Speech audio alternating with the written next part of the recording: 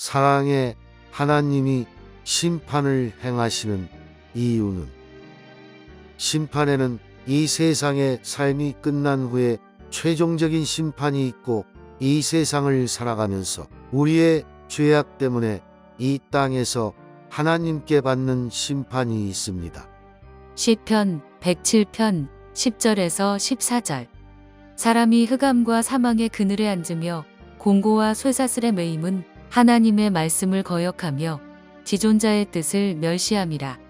그러므로 그가 고통을 주어 그들의 마음을 겸손하게 하셨으니 그들이 엎드러져도 돕는 자가 없었도다.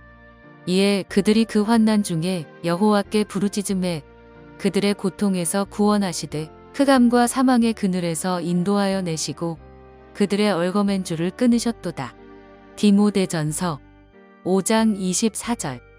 어떤 사람들의 죄는 밝히 드러나 먼저 심판에 나아가고 어떤 사람들의 죄는 그 뒤를 따르나니.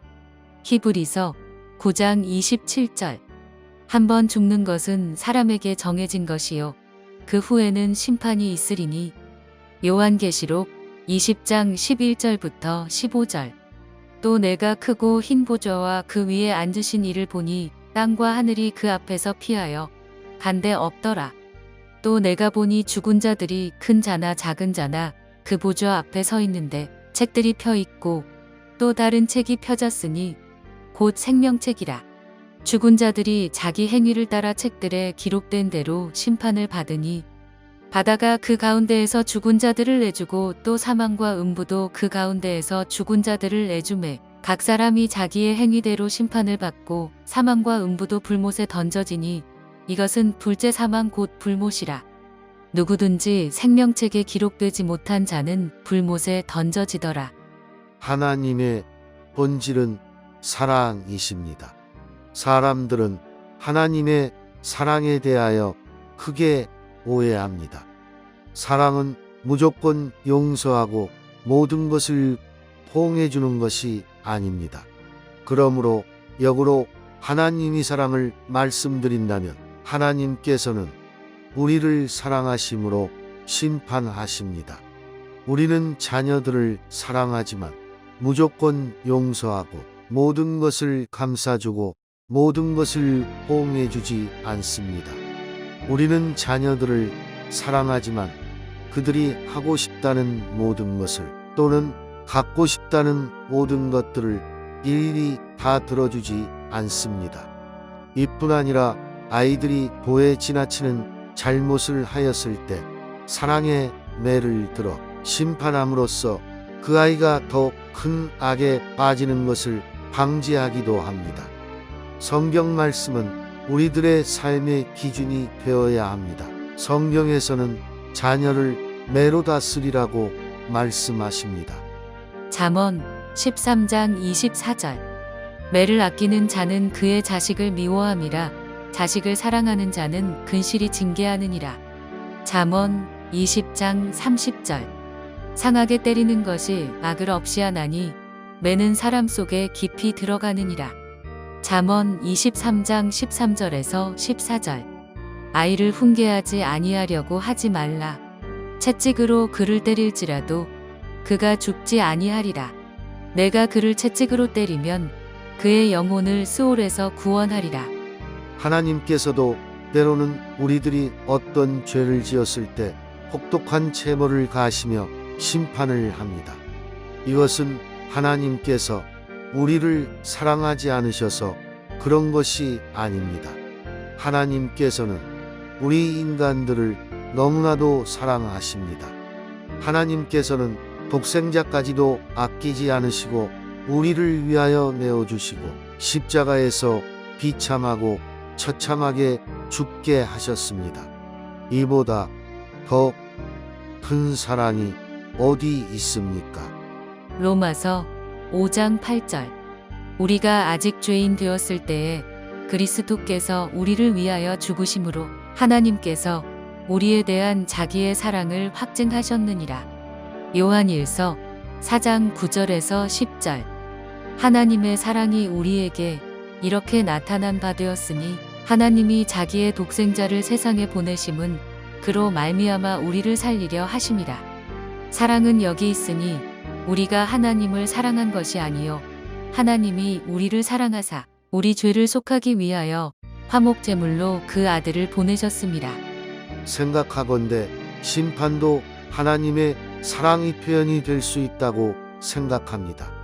예를 들어 우리가 세상 것, 즉 돈, 명예, 음란, 간음, 오락, 노름, 각종 중독에 깊이 빠져 있는데 하나님의 징계와 심판이 없다면 우리는 깨닫지 못하고 점점 더 깊은 수렁으로 빠져들어 결국은 사망에 이르게 될 것입니다. 그렇기 때문에 하나님께서는 우리에게 심판을 가하시는 것입니다. 물질의 심판이 있습니다. 건강에 심판이 있습니다. 사람 관계에서 오는 심판이 있습니다. 이 심판을 통해 깨닫고 그 죄에서 빠져나오라고 우리에게 심판을 통하여 채찍질 하십니다. 앞에서 말씀드린 우리를 사랑하시기 때문에 심판하신다에 이어서 두 번째로 의인을 위하여 악인에게 심판을 행하신다는 주제로 말씀을 이어 나가겠습니다. 만약에 이 땅에 법 곧 공법, 민법, 형법이 없다면 이 땅은 무법천지가 될 것입니다. 살인과 강도와 강간이 만연한 세상이 될 것입니다. 조금만 마음에 안 들어도 무기를 이용하여 살인을 저지를 것이며 자기가 갖고 싶은 것이나 소유하고 싶은 것이 있다면 수단과 방법을 가리지 않고 소유하려고 할 것입니다. 이처럼 우리가 사는 세상에 법이 존재하지 않는다면 이 세상은 유지되지 못할 것입니다. 하나님의 나라도 하나님의 심판이 없다면 유지될 수 없습니다. 하나님의 심판이 없다면 의인과 악인의 구분이 없어지게 됩니다. 또한 선과 악을 구분짓는 것이 무의미하게 됩니다.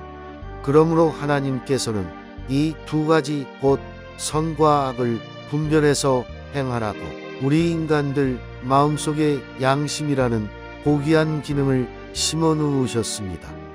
로마서 2장 14절에서 15절. 율법 없는 이방인이 본성으로 율법의 일을 행할 때에는 이 사람은 율법이 없어도 자기가 자기에게 율법이 되나니 이런 이들은 그 양심이 증거가 되어 그 생각들이 서로 혹은 고발하며 혹은 변명하여 그 마음에 새긴 율법의 행위를 나타내느니라. 하나님께서는 이 양심을 통하여 우리가 선에 속하여 의를 행하는 사람들이 되기를 원하십니다. 즉 이웃을 내 몸같이 깊이 사랑하는 사람들이 되길 원하십니다. 그러나 어떤 이들은 이 양심의 기능을 철저하게 무시하며 양심의 화인을 맞아서 죄악을 밥 먹듯이 짓는 사람들이 있습니다. 반면에 어떤 이들은 이 양심의 선한 기능을 쫓아서 하나님을 찾으며 의를 행하며 사랑 곧 하나님 사랑과 이웃 사랑을 실천하며 살아갑니다. 성경은 양심을 지키며 그 선한 기능을 상실하지 않는 자들을 의인이라 명명합니다. 반대로 악인은 그 양심이 화인 맞아서 양심의 선한 기능을 상실하고 죄에 빠져서 사는 사람을 지칭합니다. 양심에 관한 성경 구절 모 시편 7편 9절. 악인의 악을 끊고 의인을 세우소서. 의로우신 하나님이 사람의 마음과 양심을 감찰하시나이다. 시편 16편 7절. 나를 훈계하신 여호와를 송축할지라. 밤마다 내 양심이 나를 교훈하도다. 요한복음 8장 7절에서 9절. 그들이 묻기를 마지 아니하는지라. 이에 일어나 이르시되 너희 중에 죄 없는 자가 먼저 돌로 치라 하시고 다시 몸을 굽혀 손가락으로 땅에 쓰시니 그들이 이 말씀을 듣고 양심의 가책을 느껴 어른으로 시작하여 젊은이까지 하나씩 나가고 오직 예수와 그 가운데 섰는 여자만 남았더라. 로마서 13장 4절에서 5절. 그는 하나님의 사역자가 되어 내게 선을 베푸는 자니라. 그러나 내가 악을 행하거든 두려워하라. 그가 공연히 칼을 가지지 아니하였으니 곧 하나님의 사역자가 되어 악을 행하는 자에게 진노하심을 따라 보응하는 자니라. 그러므로 복종하지 아니할 수 없으니 진노 때문에 할 것이 아니라 양심을 따라 할 것이라. 디모데전서 1장 19절에서 20절.